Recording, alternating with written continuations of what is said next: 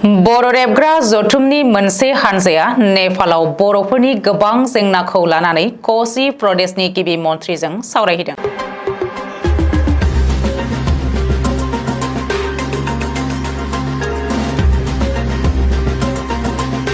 नेपालनि बर' एबा मेसे समाज सिबियारि आफादनि हांख्रायनायाव 2 जुलाइ मंगलबारखालि बेलासे समाव बर'फ जथुमनि सा-8 सोद्रोमानि मोनसे हानजाया आफादगिरि राजेन बसुमतारीनि दैदेननायाव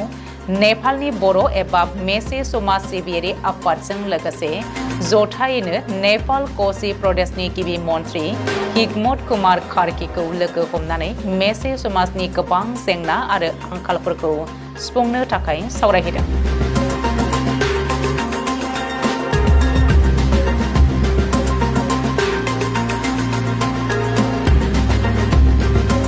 बर'फ जथुमनि आफादगिरि राजेन बसुमतारी आरो नेपाल बर' एबा मेसे समाज सिबियारि आफादनि आफादगिरि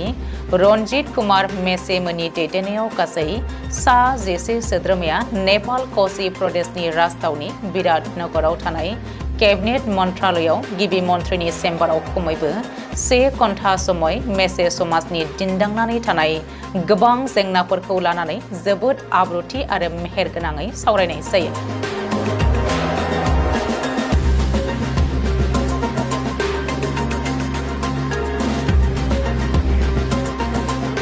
बे सावरायनायाव गुबैयै मेसे हारिनि साफ्रोमबो सुबुंफोरनो सिगांनि मोनबोबाय थानाय 5,000 रांखौ 2 गुन बांहोनानै दानफायाव 10,000 रां अनसुंथाइ होनाय,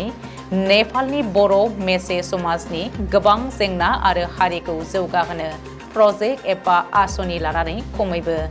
5 कौटि रां आलादायै बाजेट दिहुननानै होनाय,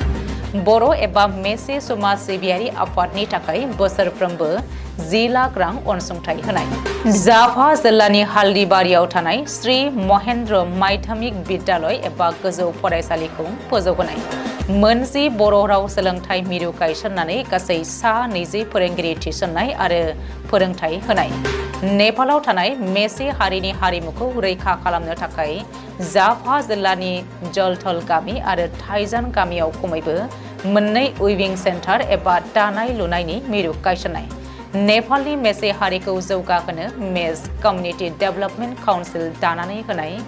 बेफोर मख'नाय गासै 7 आफादनि जेंनाखौ लानानै गिबि मन्थ्रि थिसननाय कुमार कार्कीजों जोबोद दोल गोनाङै सावरायनायजों लोगोसेनो गांसे गोसोखां बिलाइ गथायनाय जायो। कोसी प्रदेशनि गिबि मन्थ्रि हिकमत कुमार कार्कीयाबो मख'नाय गासैबो जेंनाखौ मावफुंनो नाजागोन होननानै खोथा होयो। बे सावरायहैनाय जखनथाइ मेलाव बर'फ जथुमनि आफादगिरि राजेन बसुमतारीजों लोगोसे लेङाइ आफादगिरि शारदा प्रसाद मुसाहारि, गाहाय नेहाथारि आनन्दराम औवारी, नेहाथारि सदानन्द दैमारी, बारग' नेहाथारि उमेश ब्रह्म, रेबग्रा लाइसि सुजुगिरि श्यामा चरण नार्जारी, जारिमिन सुजु दालाइ आफादनि लेंथुमगिरि अरुण चन्द्र मुसाहारि आरो बान्था सायख' आफादनि बारग' लेंथुमगिरि कमलाकान्त बसुमतारीमोना बर'फ जथुमनि जानानै बाहागो लादोंमोन। लोगोसेनो नेपालनि बर' एबा मेसे समाज सिबियारि आफादनि आफादगिरि